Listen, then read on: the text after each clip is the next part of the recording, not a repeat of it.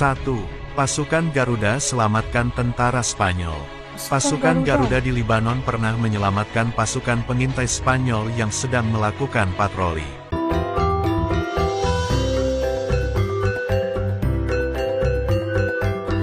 Ojo lali disubrek ya. Assalamualaikum semuanya, selamat kembali ke channel ini. Kepada kalian semua yang sentiasa bantu support dukung jika channel ini, jutaan terima kasih ucapkan kepada yang masih baru, yang masih belum lagi subscribe, ayo bantu dengan tekan butang subscribe ya. Subscribe gratis aja geng. Okeylah, seperti biasanya saya ingin mendoakan kepada sesiapa saja yang menonton video kali ini agar dilimpahi dengan rezeki yang tidak pernah putus-putusnya, diberikan kecukupan di atas setiap keperluan, diberikan ketenangan dan kesabaran dalam menghadapi ujian, juga diberikan kebahagiaan selamanya insyaAllah. Amin. Okeylah, hari ini Asna react lagi satu video daripada channel Jiwa TNI Indonesia. Okey, katanya 4 aksi TNI di luar negeri yang tidak bisa dilakukan oleh negara lain. Biar betul ya, bikin penasaran juga, mau tahu apakah aksi tersebut? Yuk ikut As react, yuk. Okey, udah siap semuanya? Yuk, kita mula. Bismillah. Wow. Jiwa TNI Indonesia, jangan lupa di-subscribe ya. Oh, tuh gambarnya. Aksi pasukan TNI di luar negeri yang tak bisa dilakukan negara lain. Kiprah pasukan TNI dalam misi perdamaian PBB selalu membanggakan. PBB. Dengan kemampuan yang UN. dimiliki dan memiliki akal yang cerdik, pasukan TNI mampu melibas musuh-musuhnya. Negara lain belum tentu bisa memakai cara yang digunakan prajurit TNI untuk memukul mundur musuh-musuhnya. Berikut ini aksi prajurit TNI yang membanggakan dan diakui dunia. 1. Pasukan Garuda selamatkan tentara Spanyol. Pasukan Garuda di Libanon pernah menyelamatkan pasukan pengintai Spanyol yang sedang melakukan patroli. Saat itu posisi tim Spanyol benar-benar terjepit karena dikejar pasukan Hizbullah. Kisah ini dimuat dalam buku Kopassus untuk Indonesia yang ditulis Iwan Santosa dan Eyanata Negara dan diterbitkan R&W. Ceritanya saat itu 60 pasukan Spanyol yang mengendarai 10 panser sedang berpatroli rutin. Mereka sempat mengambil foto dokumentasi kabel saluran air yang dicurigai sebagai kabel komunikasi milik Hizbullah. Ternyata aksi mereka diketahui Hizbullah. Dengan menggunakan 10 motor trail dan mobil, Hizbullah mengejar tentara Spanyol. Mereka menyandang AK-47 dan roket anti-tank. Tim pengintai Spanyol terpaksa meminta bantuan kontingen Indonesia. Maka setelah konflik mereda, anggota pasukan Garuda menemui para tokoh Hizbullah.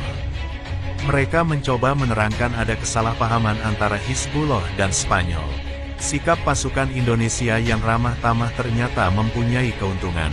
Apalagi rakyat Libanon dan Indonesia sama-sama beragama Islam. Setelah pasukan Garuda memberi penerangan, para anggota Hizbullah bisa memahami masalah tersebut. Mereka pun melupakan konflik yang terjadi dengan pasukan Spanyol dari United Nations Interim Force in Lebanon (UNIFIL) ini. Kami orang Libanon sebenarnya tidak menghargai dan menghormati UNIFIL karena mereka tidak berpihak secara adil pada orang Libanon Selatan. Tetapi kami melakukan ini karena sangat menghormati Anda orang Indonesia, kata Hizbullah. Masya Allah. 2. Pasukan Garuda hadapi serangan tank prajurit Kongo. Ada kisah menarik saat pasukan Garuda II dikirim ke Kongo tahun 1960. Saat itu negara di belahan Afrika tersebut dirundung konflik berdarah. Kongo baru merdeka, namun rupanya Belgia belum rela negara jajahannya itu lepas seluruhnya. Konflik antar suku yang ditunggangi Belgia pun meletus penuh darah. PBB mengirimkan pasukan UNOC, United Nations Operations in Congo. Indonesia menjadi salah satu negara yang ikut menyumbangkan pasukan.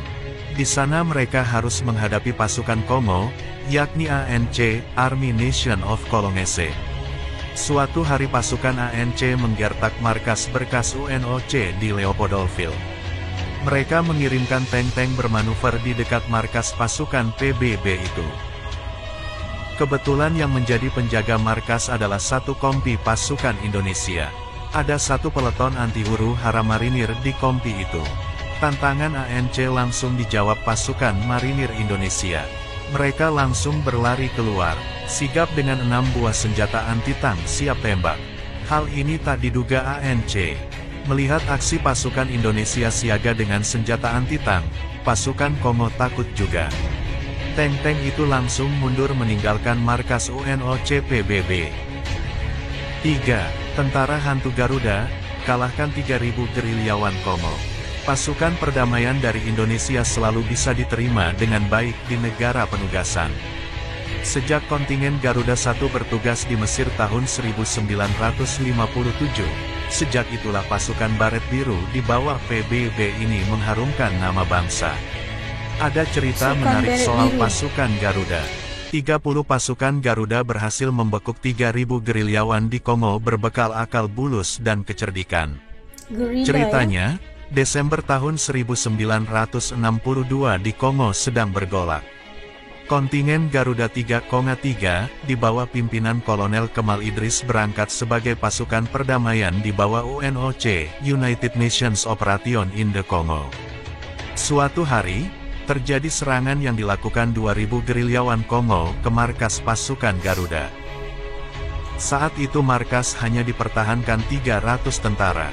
Setelah baku tembak berjam-jam, gerilyawan dapat dipukul mundur. Untungnya tak ada korban di pihak Indonesia. Kemal tahu 3.000 pemberontak itu sangat percaya tahayul. Mereka takut pada hantu Spriteses yang digambarkan berwarna putih dan melayang-layang di waktu malam. Maka 30 anggota pasukan Garuda itu berpakaian jubah putih dan segera menyerang. Dalam operasi kilat itu, ribuan gerilyawan Kongo ditangkap. Senjata-senjata mereka yang ternyata lumayan canggih disita. Dalam peristiwa itu hanya seorang prajurit TNI yang cedera. Salah seorang gerilyawan yang panik saat digerebek, melemparkan ayam yang tengah dibakarnya pada tentara kita. 4. TNI berhasil damaikan konflik berdarah 2 suku di Kongo. Pasukan Garuda TNI di Kongo kembali mencatat prestasi membanggakan. Mereka berhasil mendamaikan pertikaian antar kelompok suku Bantu dan suku Toa di desa Kapwela, Provinsi Tanganyika, Republik Demokratik Kongo. Prajurit TNI tergabung dalam Satuan Tugas Satgas TNI Kontingen Garuda Konga 39 ARDB, Rapid Deployment Battalion MONUSCO, Mission de l'Organisation des Nations Unies pour la Stabilisation and Republic Democratique du Congo. Pertikaian tersebut terjadi pada akhir Desember yang lalu, mengakibatkan beberapa desa di sekitarnya dibakar, sehingga menyebabkan warga meninggalkan desa untuk mencari perlindungan. Tercatat 3 warga meninggal dan 5 diantaranya luka-luka. Salah satu desa yang habis dibakar oleh suku Toa adalah Desa Kambu. Prajurit Satgas TNI yang dipimpin oleh Kapten In Agung Sedayu berhasil mempertemukan kedua pemimpin suku yang bertikai, yaitu Ketua Suku Bantu diwakili oleh Katuta Wakatuta Chief of Fatuma Village, Muyemba Fangkwit Chief of Kambu Village, dan Ketua Suku Toa diwakili oleh Jenderal Kamuti. Dalam mediasi tersebut dicapai kesepakatan damai antara kedua belah pihak dan tidak saling menyerang. Masya Allah, itulah kita dapat saksikan tadi ya, antara aksi-aksi yang dilakukan oleh TNI yang bertugas dan kebanyakannya bertugas dengan PBB, betul kan? PBB ataupun United Nation yang bekerja, dan kebanyakan mereka akan dihantar ke wilayah-wilayah yang bergolak, dan kita dapat saksikan tadi bagaimana momen-momen ataupun detik-detik yang agak sulit untuk kita fikirkan, agak memberikan risiko yang sangat tinggi, membahayakan nyawa dan sebagainya. Tapi alhamdulillah, berkat kepakaran, kesabaran, berkat keyakinan dan kepintaran, anggota TNI bisa menyelesaikan apa juga situasi yang sedang dihadapi di kebanyakan tadi kita lihat di Kongo ya, dan juga di sebuah negara tak silap di Arab juga kan. Dan bagaimana kita melihat mereka menggunakan kepakaran untuk demokrasi mereka itu bagaimana ya, mereka hanya memerlukan musyawarah saja, mereka dapat menyatukan dua kaum yang sedang bergolak, dapat melepaskan tentera Spanyol dan sebagainya. Kebijaksanaan mereka dalam negosiasi juga adalah antara yang diberikan kelebihan kepada tentera TNI Indonesia.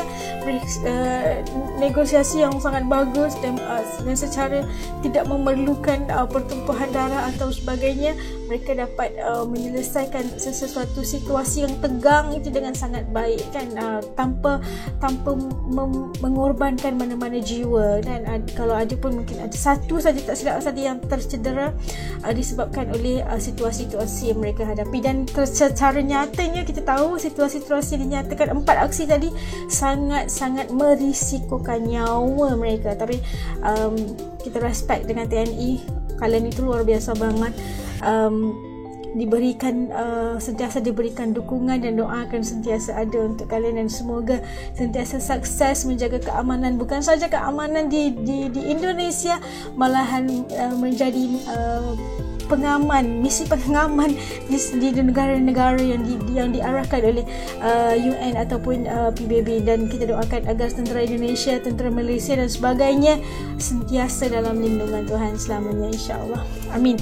Okey, dah sampai kat sini dulu video reaction Asda kali ini. Bagi video ini yang suka sekali, semangat terus. Dan pada kalian yang nonton bareng sampai habis video ini, jutaan terima kasih ucapkan. Pada yang baru yang masih belum subscribe, ayo bantu subscribe ya. Sampai jumpa lagi insya-Allah di lain videonya. Assalamualaikum semuanya. Jaga diri. Dadah.